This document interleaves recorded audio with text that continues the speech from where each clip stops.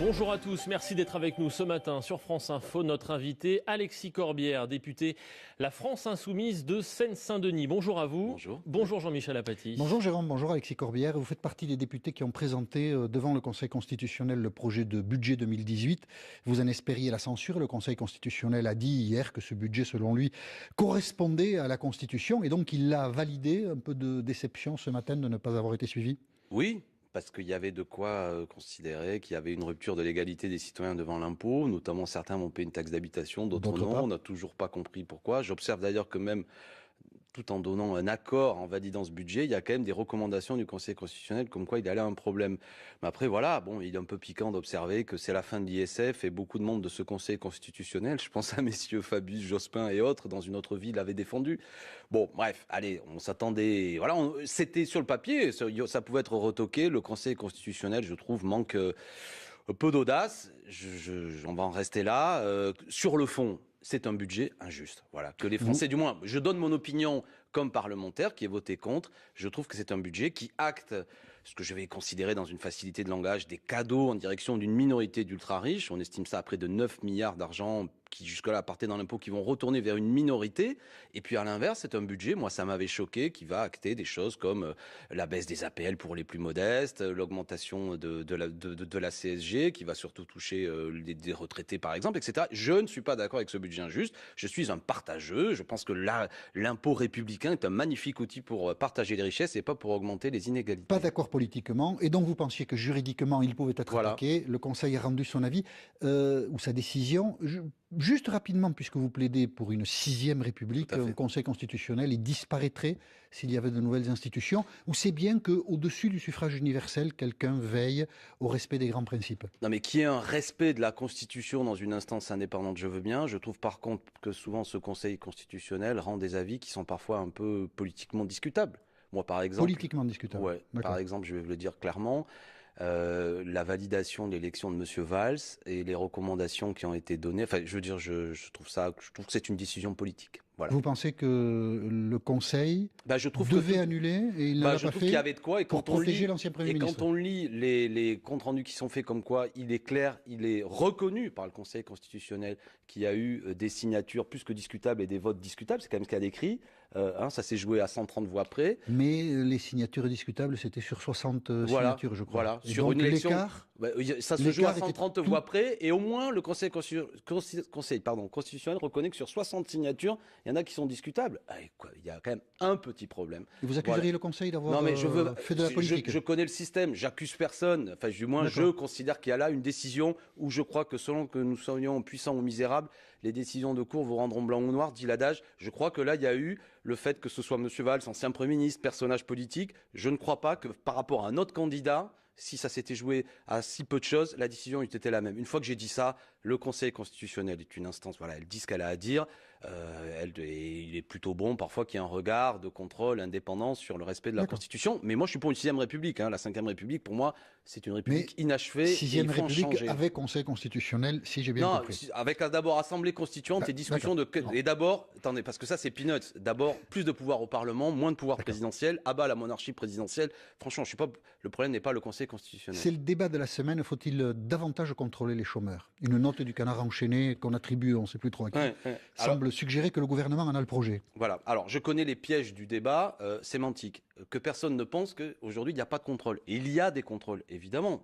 C'est normal. Et c'est un système d'ailleurs qui a été durci lors du gouvernement précédent de M. Hollande, lorsque M. Rebsamen était ministre du Travail. Donc d'ores et déjà, le dispositif existe. D'ores et déjà, des contrôles ont eu lieu. Qu'est-ce qu'ils nous ont dit, ces contrôles? Qu'en vérité, sur la grande masse des chômeurs, il n'y a pas de problème. D'accord? Certains ont été sanctionnés, 20% de leur indemnité chômage ont été vus à la baisse. Ok. Là, ce qui est proposé, c'est de durcir encore ça. Pourquoi? Alors, moi, ce qui m'agace dans ce débat, c'est est-ce que des gens croient de bonne foi ou veulent faire passer l'idée que quelque part, le chômage extrêmement élevé en France serait dû au fait qu'il y aurait des gens foutres qui seraient là-dedans et qu'il faudrait un petit peu motiver à coups de pied au derrière en leur proposant de leur baisser les indemnités, voire même en les radiant. Eh bien, je ne suis pas d'accord. Le problème du chômage de masse n'est pas dû au fait qu'il y aurait ici ou là des comportements, peu vertueux de la part de chômeurs. Et puis surtout, si on veut s'intéresser à la fraude, eh bien, moi, je propose une vraie fraude qui nous coûte cher, à combattre, c'est la fraude et l'évasion fiscale. Elle, c'est 60 à 80 milliards d'euros que ça coûte chaque année. La fraude, éventuellement, là, au chômage, c'est 0,2% de ce que représente la fraude et l'évasion fiscale. Et ce qui m'agace, je termine mon raisonnement, c'est que pour contrôler les chômeurs, ce gouvernement va multiplier par 5 le nombre de contrôleurs. D'accord. Par contre, quand il s'agit de lutter contre la fraude et l'évasion fiscale, on a supprimé ces 10 derniers. Ben oui, on va passer de 200 à 1000 contrôleurs, hein, c'est ça, qui est dans les tuyaux. Par contre, pour ce qui est de lutter contre la fraude et l'évasion fiscale, je rappelle juste pour information qu'on a supprimé 35 000 agents des impôts ces 10 dernières années. Mais le gouvernement n'a pas dit qu'il ne lutterait pas contre l'évasion fiscale, Alexis. Oui, non, mais ça, pour dire des formulations comme quoi il va s'en prendre. Mais je ne vois pas à l'heure actuelle de dispositif sérieux qui vise à remettre en cause, à faire vraiment reculer la fraude et l'évasion fiscale. Oui, il prévoit, M. Darmanin a dit qu'à la rentrée, etc. Et attendez, qu'on comprenne bien, 60 à 80 milliards d'euros. C'est-à-dire que le problème dans cette discussion-là, c'est que bien souvent les Français, et je les comprends très bien, perdent la notion d'échelle. C'est-à-dire qu'on va dire, il y a des fraudeurs. Oui, peut-être qu'ici ou là, il y a un chômeur qui trafique, etc. Mais le chômage de masse n'est pas dû à ça. Il y a un emploi pour 12 chômeurs. Mais c'est pas la justification. La justification, c'est pas de dire le chômage de masse est dû.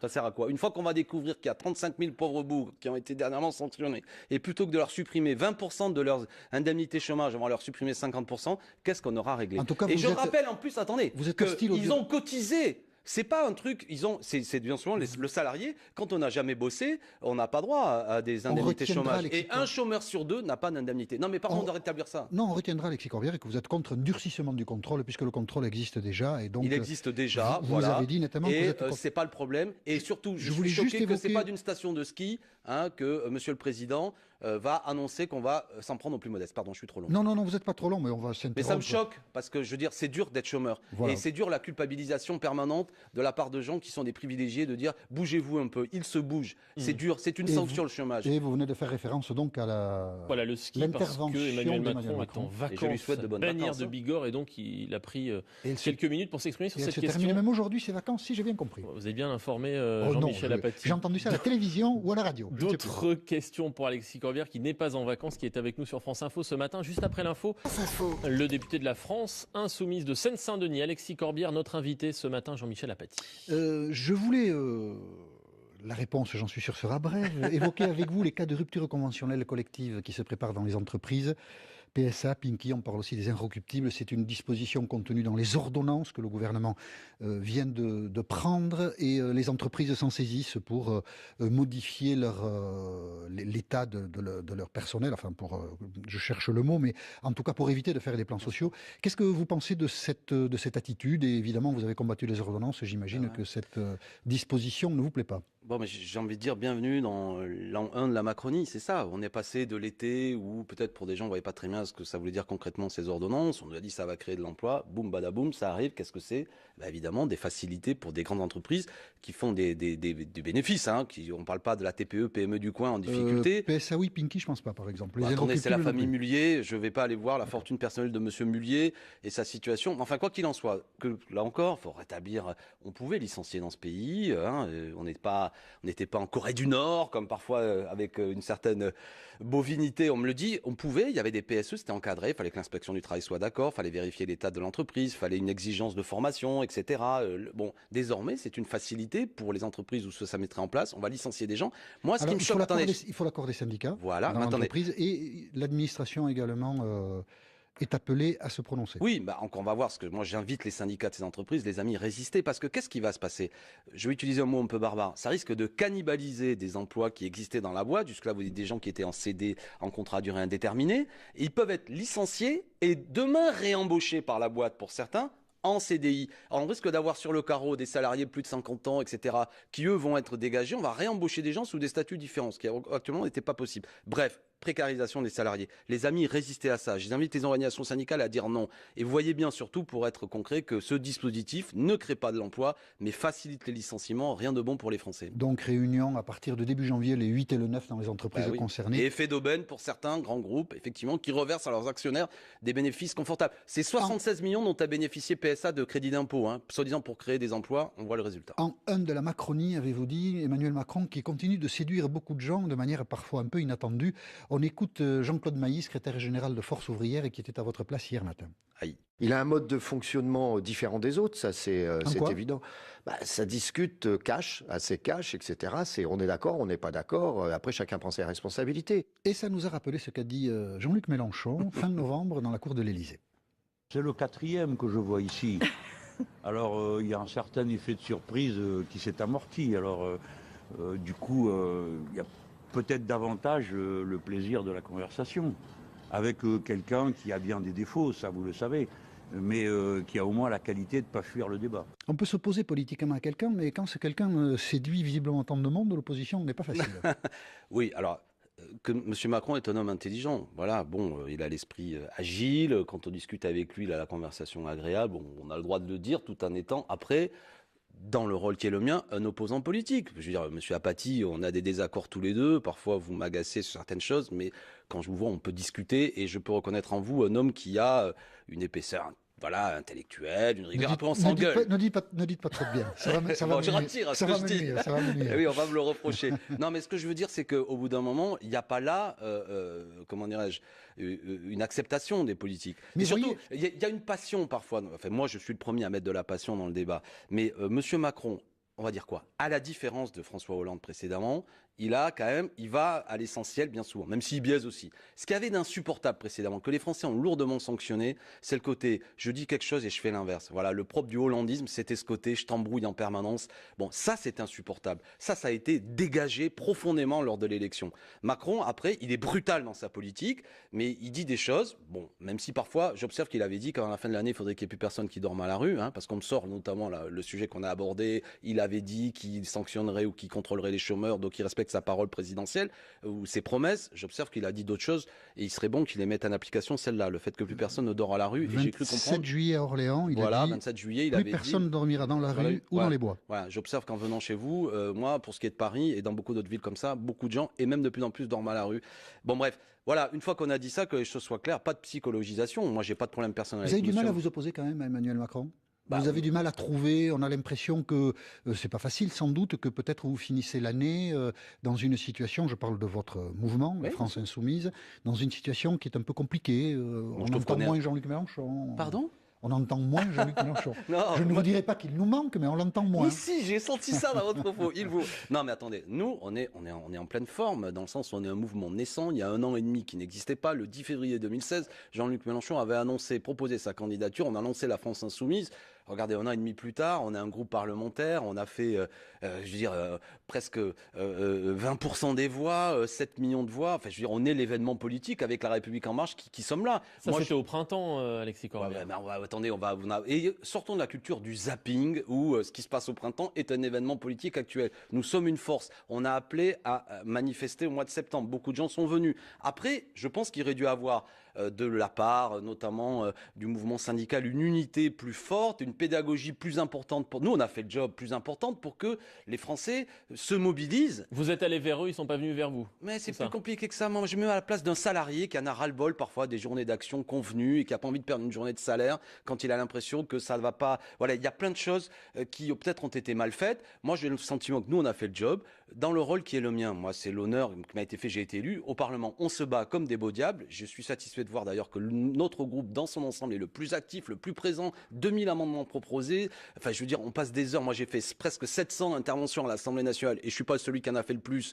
On a fait le job. Vous avez des visages magnifiques d'Adrien Quatennens que vous avez invité, Hugo Bernalicis, Mathilde Panot, mes copains, jeunes députés à 27 ans qui font du bon boulot, ont fait le job. Et puis laissez se diffuser tout ça et vous allez voir, il y aura une rentrée. De toute manière, les mêmes causes produisent les mêmes effets. Ce que fait M. Macron, qui est dans la continuité du gouvernement précédent, sera sanctionné comme M. Sarkozy et Hollande a été sanctionné. Les Français ne veulent pas de cette politique injuste. Certains jugent avec sévérité la manière dont vous vous opposez à Emmanuel Macron. Ça ne vous surprendra pas. Ils ont le droit, vous inquiétez pas. Tout le monde a le droit, évidemment. On écoute François Hollande, c'était sur RTL il y a 15 jours. Il va bien. C'est installé dans le rôle de convocation de manifestations qui ont été autant d'échecs que d'objectifs qui avaient été, de manière présomptueuse, annoncés. Il devait y avoir 1 500 000 personnes sur les Champs-Élysées. Vous les avez vus, vous ? Ce que dit François... Il parlait de Jean-Luc Mélenchon. Il parlait de Jean-Luc Mélenchon, oui, je ne l'ai peut-être pas bien annoncé, mais ce que dit François Hollande, c'est en faire trop, c'est un problème si ensuite ça ne suit pas derrière. Parce qu'il a tort. C'est un clown. Voilà. C'est pas sérieux. Quand on était président de la République, là, ça, Ça, franchement, je vais vous dire, la réussite de François Hollande ces derniers temps, c'est l'obtention du prix de l'humour 2017. Voilà. Quand on a été président de la République, sanctionné comme il a été, dans l'incapacité de revenir seulement se présenter devant les électeurs, d'avoir explosé son propre parti, n'avoir aucun regard critique sur ce qu'elle a fait. Cet homme, je veux dire, il est dans une autosatisfaction permanente. Et qu'est-ce qu'il fait? Il revient pour dire quoi? Pour critiquer Jean-Luc Mélenchon, critiquer la France insoumise, dire « Ah, il a appelé à une manifestation, il n'y avait pas assez de monde ». Mais est-ce que M. Hollande a déjà manifesté dans sa vie? Combien de fois? Pour faire quoi? Pour s'opposer à quoi? Au bout d'un moment, moi, pardon de le prendre comme ça, avec une certaine, une forme de colère quand même. Je trouve qu'en plus, il ridiculise la fonction de président de la République, y compris en revenant comme ça, en ayant l'impression qu'il va avoir un rôle, en étant comme ça le donneur de bons points. Qu'est-ce que vous lui dites? Taisez-vous? Mais rien, je veux dire, à la limite... Taisez-vous, il a le droit de parler, c'est pas le sujet, mais il trouve que c'est digne quand on a été président de la Ve République, aujourd'hui, quand on se prétendait du beau mot de socialisme, parce que c'est un mot qui vient de loin et qu'est-ce qu'il a fait ce monsieur? 1 million de chômeurs supplémentaires. Je veux dire, il n'a même pas été, je le répète, en capacité de venir devant les électeurs pour défendre son bilan. C'était qui le candidat de François Hollande à la dernière élection présidentielle? En vérité, c'était Emmanuel Macron. Voilà. Mais bon, franchement, voilà, c'est dommage, hein. Des gens disaient la vieillesse est un naufrage. J'observe que, mais il n'est pas encore vieux, mais on en est déjà là.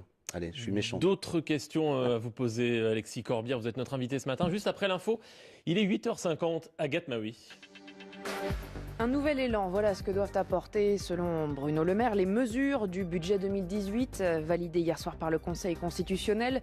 Une loi de finances qui prévoit notamment... Alexis Corbière, député France Insoumise de Seine-Saint-Denis, notre invité ce matin, Jean-Michel Apathy. La prochaine échéance électorale est lointaine, il s'agit des élections européennes, juin 2019, tout ça évidemment paraîtra très loin à ceux qui nous écoutent. Est-ce que ce sera un problème pour vous? On voit que par exemple au Front National, Marine Le Pen dit...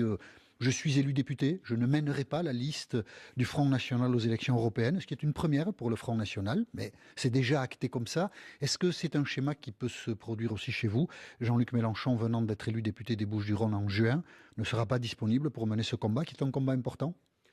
Vous prenez le débat vraiment par le petit bout de la lorgnette. Oui, c'est pas le sujet. Non, mais franchement, c'est une question. Qui va être candidat tête de liste? A priori, je pense pas que ce soit Jean-Luc Mélenchon qui sera le tête de liste. Il est parlementaire à l'Assemblée nationale, il fait bien le boulot. Ce sont des listes nationales. Voilà, c'est des listes nationales. On a des belles personnalités qui peuvent très bien faire le boulot. Je pense que ce soit Manu Bompard, Charlotte Girard et d'autres de nos jeunes talents qui sont apparus durant la campagne. Mais Jean-Luc Mélenchon, ça vous paraît compliqué parce qu'il vient d'être élu député. Non, mais d'ailleurs, la question c'est sur quelle orientation? Nous allons être une liste qui va se faire entendre comme étant clairement une liste qui n'accepte plus les traités actuels, qui est prêt à aller jusqu'à des ruptures avec ces traités-là, qui ne pense pas que ce soit dans le cadre de toute une série de traités adoptés, bien souvent au forceps contre l'avis des peuples, qu'on pourra changer les choses. C'est ça qu'on va faire entendre. Clairement, ça va être une orientation politique qui va, à mon avis, résonner avec l'aspiration de beaucoup de Français qui en ont ras-le-bol de cette Europe qui dresse les peuples les uns contre les autres, qui crée du dumping entre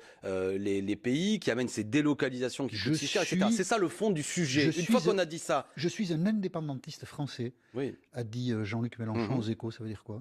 Ça veut dire que défendre l'indépendance de la France, c'est-à-dire le fait qu'elle ne soit pas soumise éventuellement à des traités de libre-échange par rapport à d'autres pays, qu'elle ne soit pas sur une ligne d'un point de vue géopolitique atlantiste comme on dit, c'est-à-dire bien souvent soumise à la volonté des intérêts américains. C'est ça que ça veut dire. Voilà, c'est la souveraineté, c'est une autre façon. Mais vous êtes des souverainistes? Je suis pour la souveraineté populaire, la souveraineté nationale. Si on dit la France insoumise est souverainiste, c'est juste? Alors comme le mot, il est chargé, qu'il a parfois une autre signification, comme tous ces mots valises qui veulent rien dire, populiste, machin, ou quand on parle de l'extrême droite, on utilise le mot de populiste. Mais je suis profondément pour la souveraineté nationale. Quand on est républicain, et moi je suis profondément attaché à ça, je suis pour la République sociale. Ce qui fait la grandeur de la France, c'est que son acte de naissance, la France républicaine, c'est dans une révolution, une mobilisation populaire où on a défendu la souveraineté nationale contre le pouvoir duel du monarque. Et encore aujourd'hui, l'idée que c'est le peuple qui doit décider. Ça veut dire que ça, la souveraineté, c'est le peuple. C'est-à-dire que quand le peuple prend une décision, à un moment donné, ça n'est pas une instance supranationale qui va lui dire « rabaissez-la ». Quand, par exemple, le peuple grec, à un moment donné, avait dit « voilà, nous ne voulons pas subir les effets de la dette », il est scandaleux que l'Union européenne ait écrasé son peuple et exigé que M. Tsipras, finalement, fasse autre chose. Et c'est pareil pour la France. Ce qu'on veut dire, c'est que si nous arrivons en responsabilité, nous défendrons les intérêts du peuple français qui, en plus... les intérêts du peuple français ont une dimension internationaliste, parce que veut le peuple français en réalité? C'est une fois de plus le partage des richesses, la défense de l'écologie, etc. Pardon? Vous êtes pour le Frexit? Ça, c'est des mots, là encore, qui sont des mots... C'est des mots qui nous aident à comprendre. Non, mais parce que vous ne pouvez pas tous les réfuter, les mots. Non, ce que c'est une manière de ne pas répondre de l'Union européenne. Voilà. Non, ce que je pense, c'est qu'il y a un rapport de force à créer au niveau européen qui est clair. Nous sommes la deuxième grande économie de l'Union européenne. Quand la France parle, ça a pour conséquence qu'en vérité, que les choses soient claires, je vais le dire dans une formule ramassée, il n'y a pas d'Union européenne sans la France en vérité. Il n'y a même pas d'euro sans la France. Donc si nous disons, voilà, il y a des choses que nous n'acceptons plus et que nous disons avec fermeté, ça fera bouger les choses. Donc là, ma position d'un point de vue tactique n'est pas de dire on se barre et ciao, bonsoir. C'est plutôt de créer des rapports de force nouveaux pour de nouveaux traités. Mais en disant, voilà, rupture avec ce traité, soit l'Europe on la change, soit éventuellement on la quitte. Mais d'abord on va essayer de la changer. Et on trouvera des partenaires européens pour dire quoi? Il y en a marre de cette concurrence entre les peuples. Il y en a marre du fait, une fois de plus, qu'on explose nos économies, qu'on affaiblit nos agricultures et que d'un point de vue écologique on soit moins 10 ans, etc., etc. Vous verrez, ça fera un effet. La France, c'est un pays qui a une dimension, quand il parle, beaucoup de gens la regardent et disent ils ont raison les Français. Juin 2019 pour les élections européennes, on en a parlé par le petit bout de la lorgnette. Non, mais et ce que je veux dire, c'est pas la question de qui... Alexis Corbière, vous avez interpellé récemment les éditions Gallimard qui s'apprêtent à imprimer une nouvelle édition des œuvres de Céline, en l'occurrence ces pamphlets antisémites. Pour quelle raison? Que je sois clair, quand je m'exprime là-dessus, c'est mon opinion, c'est pas l'opinion de la France insoumise, et je conçois très bien que sur des débats, là on parle littérature, édition, qu'on puisse avoir des approches différentes. Moi, je ne suis pas favorable à ce que je parle de quelques textes antisémite de Céline, violemment antisémite, de manière délirante, même si l'antisémitisme est toujours condamné, mais là, il y a eu une succession d'insultes, c'est pas parce qu'il y a des points d'exclamation et des points de suspension qu'on va tomber d'admiration dans des textes dégueulasses. Je ne souhaite pas qu'il soit réédité. Céline lui-même et la veuve de Céline ne souhaitaient pas que ces textes soient réédités. Aujourd'hui, ces textes, par ailleurs, je n'appelle pas à la censure, ils sont trouvables, il suffit d'aller sur n'importe quel site de vente en ligne, on peut les trouver. Sur Internet, très facilement. Voilà, mais il y a une certaine confidentialité dans laquelle ils sont, qui fait que, bon, très bien, si on veut les lire pour toute une série de raisons, mais les rééditer, moi, je ne souhaite pas à ce que ça se diffuse plus largement. Voilà, et je dis aux éditions Gallimard, à ce stade, avant qu'il y ait une décision de justice qui soit rendue, vous avez une responsabilité, vous êtes une grande maison d'édition, ne faites pas ça. Quel intérêt y a-t-il, au nom de prétendument d'un génie littéraire d'un homme, de publier des textes qui sont dégueulasses et qui, en plus, de mon point de vue, s'ils sont publiés demain, vont nous affaiblir quand nous mènerons le combat contre l'antisémitisme d'autres personnages plus contemporains. Vous pensez que ça peut aujourd'hui diffuser plus largement les idées antisémites en France? Premièrement, ça participe à la diffusion d'idées antisémites plus largement en France, mais surtout, si vous faites ça, comment voulez-vous demain que quelqu'un qui va écrire un texte antisémite, comment vous allez le condamner? Le type va dire, mais attendez, vous permettez que Céline soit publiée, et moi vous me condamnez? Alors on va dire, oui, mais lui il a du génie littéraire. Mais qui va juger que vous avez du génie littéraire? Voilà. Qui c'est qui... c'est le prof qui parle là, Alexis Corbière? C'est à la fois le prof, moi comme prof d'histoire et de français, je suis prof en lycée professionnel, on peut faire lire du Céline. Le Voyage au bout de la nuit est une œuvre qui doit être lue, même si dans les années 30, il y a aussi d'autres bouquins qui sont parfois un peu oubliés. Louis Guillou, Le sang noir, est un magnifique roman des années 30, salué par tout le monde, Malraux. Pardon? Écrivain communiste, Louis Guillou? Proche, mais c'est pas le sujet. Non, mais ce que je veux dire, c'est que nous n'ayons pas l'impression que Céline est le seul auteur des années 30. Voilà. Message transmis aux éditions Gallimard. Mais c'est des textes dégueulasses, de salopards, antisémites. Céline, pendant la Seconde Guerre mondiale, il écrivait dans des journaux en appelant au meurtre contre les Juifs. Franchement, réhabiliter ces textes-là, les diffuser plus largement, je ne suis pas d'accord. Merci à vous, Alexis Corbière. Bonne année à tous. Je suis le dernier de 2017. Absolument, vous êtes le dernier de 2017. Mais vous reviendrez en 2018. Excellente fin d'année à tous. Excellente journée également.